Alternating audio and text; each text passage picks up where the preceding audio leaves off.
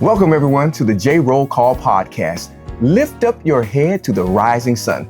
Today we have Harry Williams III with us. Now he's a videographer and he's a photographer for Goated Productions, LLC, also known as Goated Captures. But we want to know a little bit about you before we get started. So therefore, before we start this interview, we're going to take 60 seconds out just to ask you some questions about yourself. You ready to go? Let's do it. All right, let's go ahead and do it. Favorite color? Orange. Favorite sport? Baseball. Favorite WWE wrestler? John Cena. Favorite Michael Jackson song? The Way You Make Me Feel. The Way You Make Me Feel. Favorite movie of all time? Kill Bill. Kill Bill. All right. First car? 2011 Nissan Xterra. All right. Your dream car then? Bentley Bentayga. All right. What's the perfect vacation spot for you? Dubai. Dubai. Best sunset in the world, they say. Haven't been there yet. All right. What's your favorite fruit? Watermelon. All right. Do you prefer cheesecake or crumble? Cheesecake. All right. Favorite holiday? Christmas. All right. Favorite cartoon character? SpongeBob. Favorite topping on pizza? Pepperoni. All right. Kool-Aid or soda? Kool-Aid the best, man. Kool-Aid's the best. All right. Apple or Android? I'm a Mac guy. I gotta go Apple. All right. No problem with that. Let me see. Favorite animal? Wolf. Okay. Sub, sandwich, or hamburger?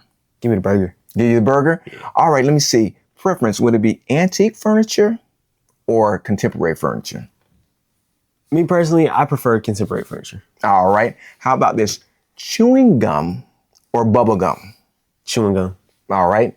How about this? Paintball or laser tag? Paintball more exciting. Okay. An ATV ride in the mud or jet skis in the ocean? Give me the ATV in the mud, man. Boy, that's what I'm talking about right there. That's my man. All right. Marvel or DC? Marvel. All right. Ice cream in a bowl or on a cone? Give me the cone. All right. You want one of those waffle cones with little sprinkles on it, cinnamon sprinkles on the outside? Yeah, man, just so I can eat the cone. Yeah, there you go. Those things are the bomb. All right. Well, we're going to get started here. And we're just going to look at some background and origins. So as we get started here. So tell us who you are, what you do in your own words. So I'm the owner of Goated Productions, LLC, also known as Goated Captures. And we're a photography and videography company that specializes in making your vision come to life. Okay, nice. Now, was there any moment or a person who just got your curiosity going? That's why you decided to get into this?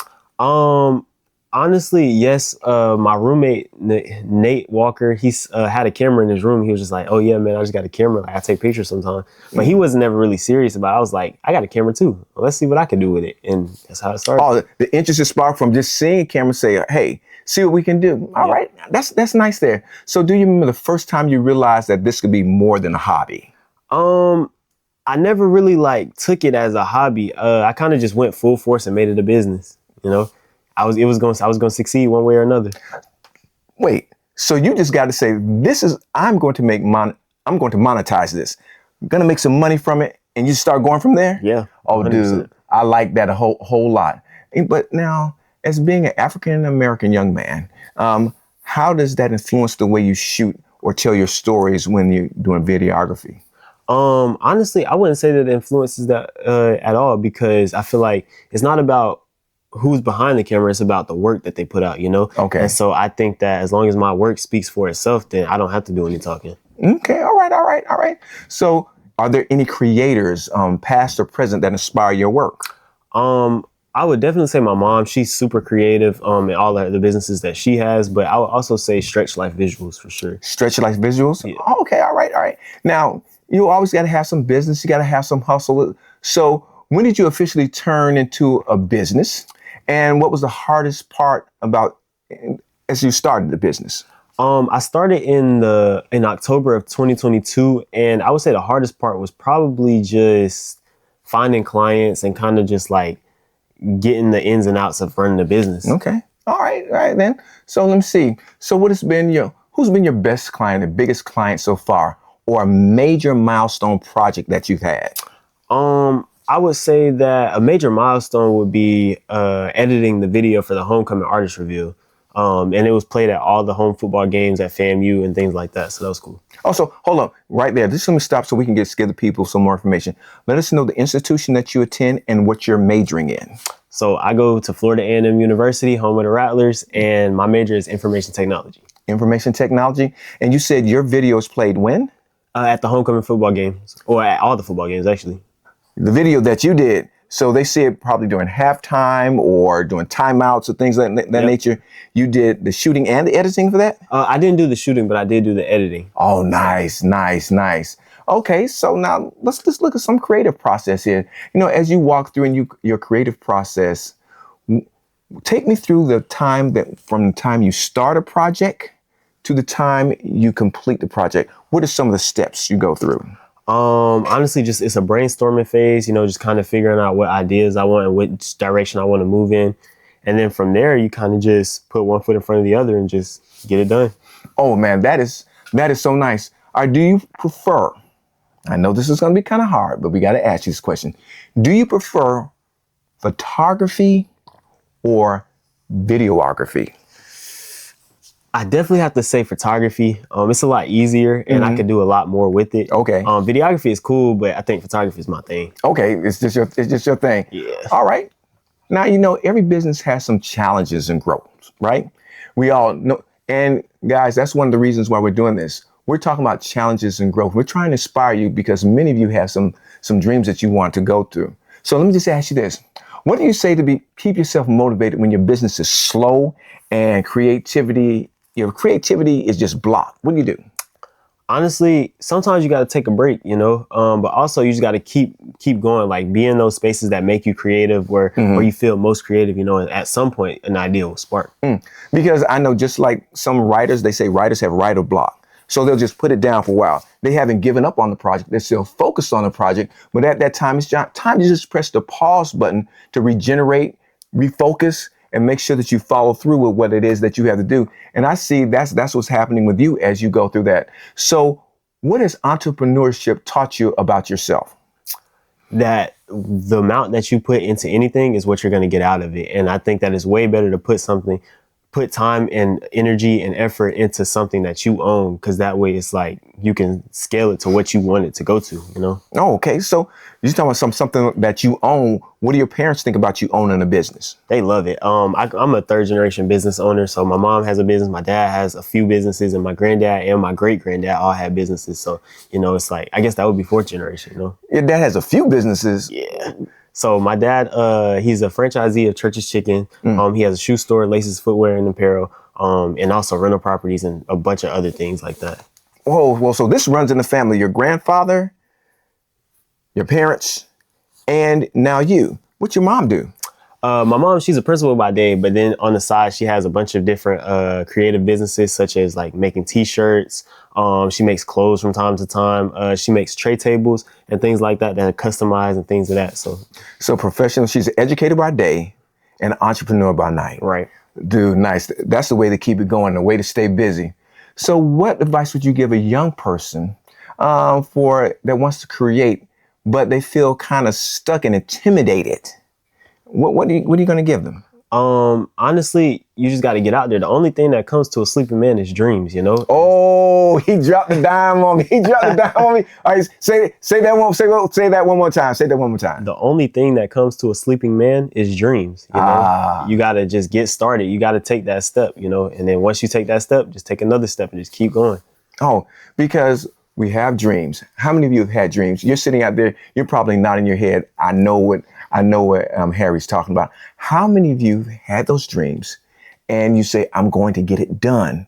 But then for some reason, you may be intimidated, or you may say, well, it might not work, or you may notice somebody doing it already. Look, you can't worry about what anybody else is doing. You have to focus on you, because the dream that's given you, nobody can do that dream like you can.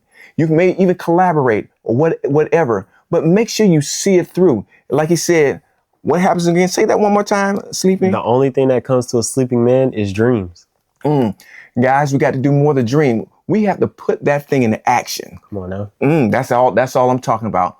What's something you would wish somebody had told you when you started? A bad day only lasts 24 hours. Okay. All right. Here we go. Dropping another dime. Who told you that? Man, I ain't gonna lie. I just came across it one time. Like, Okay. It's just, I wish somebody would have told me that, when I first started, because honestly, it's like, you have bad days and things like that. And you like, man, it's just the worst ever. But it's like, you go to sleep and you wake up the next day and it's like, it's just a little less, and just every day it's just less and less and less until it's gone.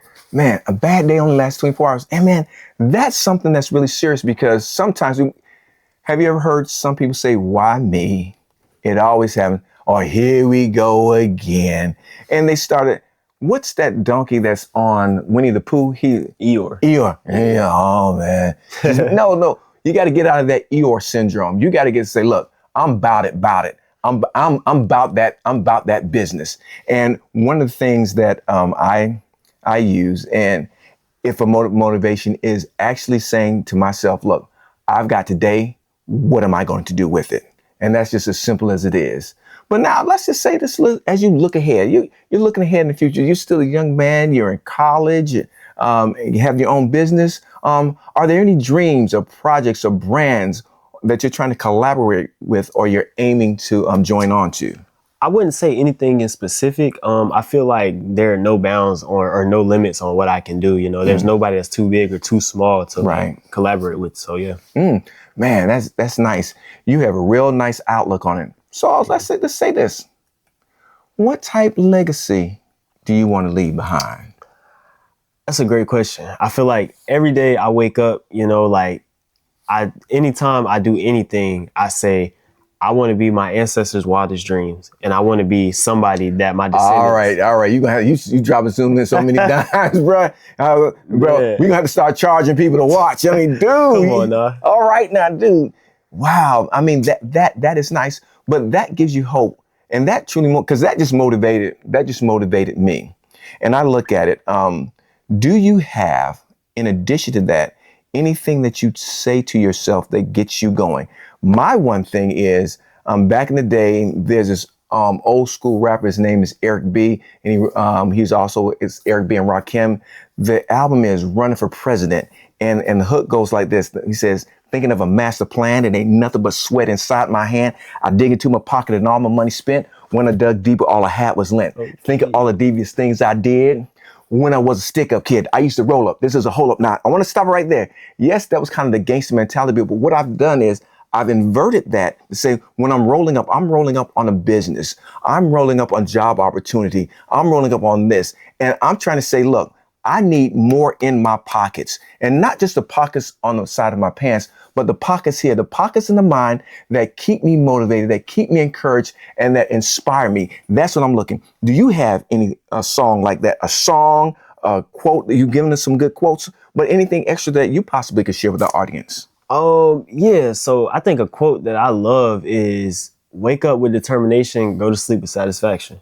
You know what I'm saying? So hey, I can't give it to you for free, but you can't go buy it. You can't go buy it. Man, like I said, these are straight dimes. So people are saying, oh man, he's into all this, but once again, he's a college student.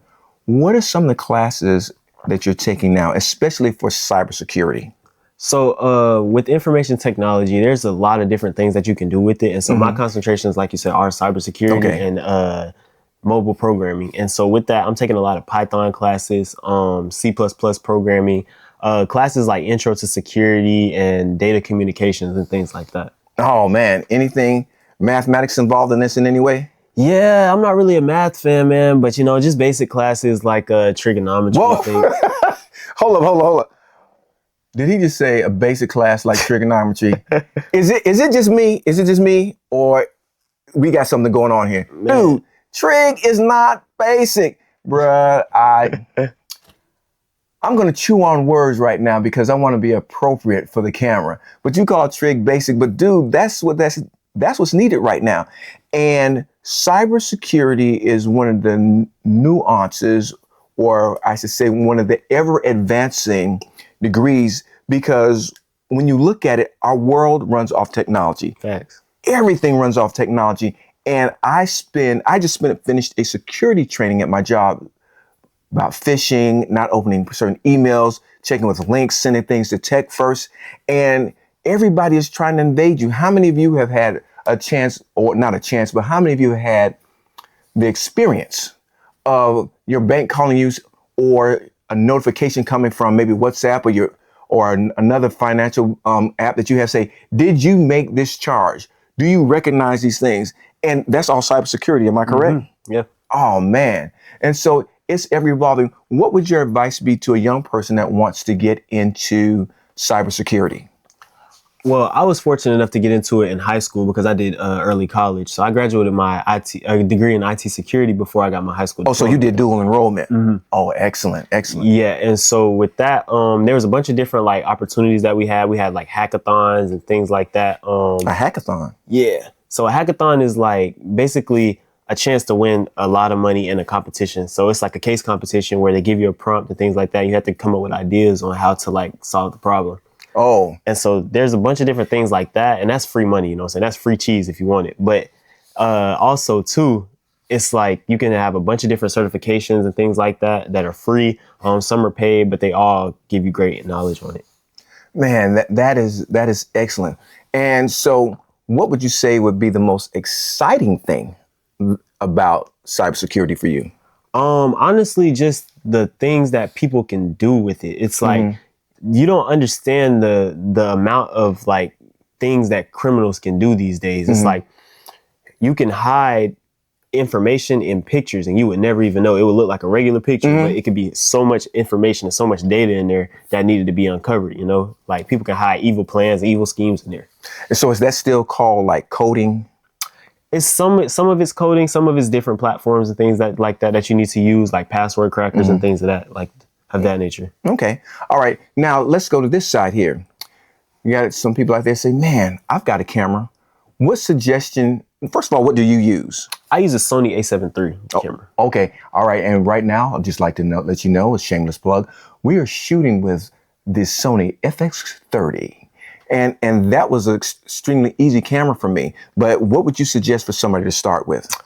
I started on a Canon Rebel T7, and that's a great starter camera. It comes with two lenses. You know, you get a wide lens and a up close lens. And so with that does everything you needed to do.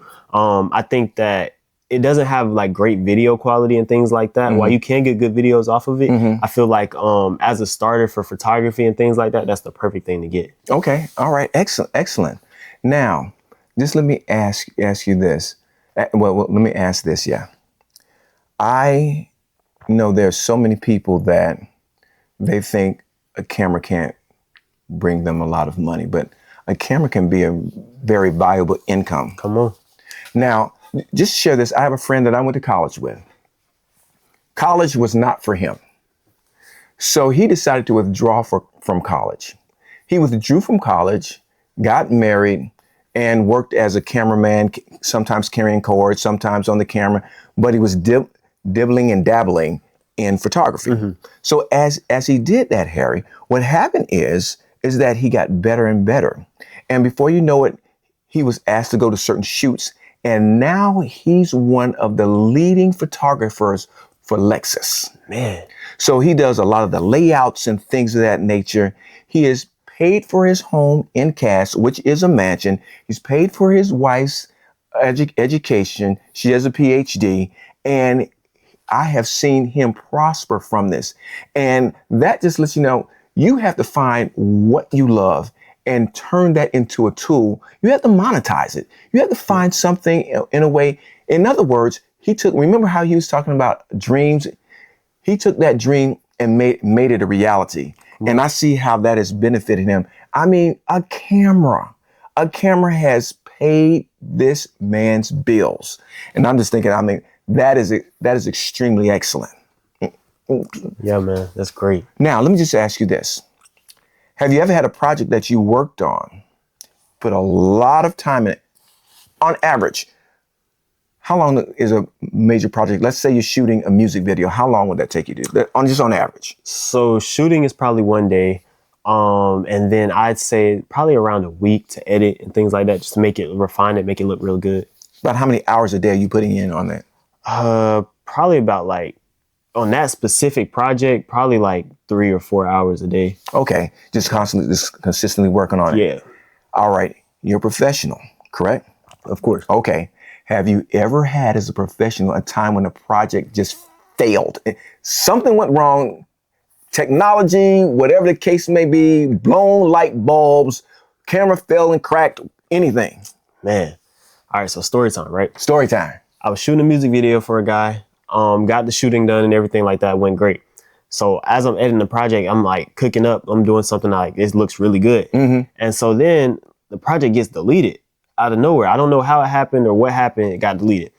So then I was like, it's not too bad, you know what I'm saying? Just a little hiccup, we're gonna start over. Right. It gets deleted again. The second time. Oh. So I'm like, man, what is going on? It's like, come to find out the platform was malfunctioning or something like that. I don't know.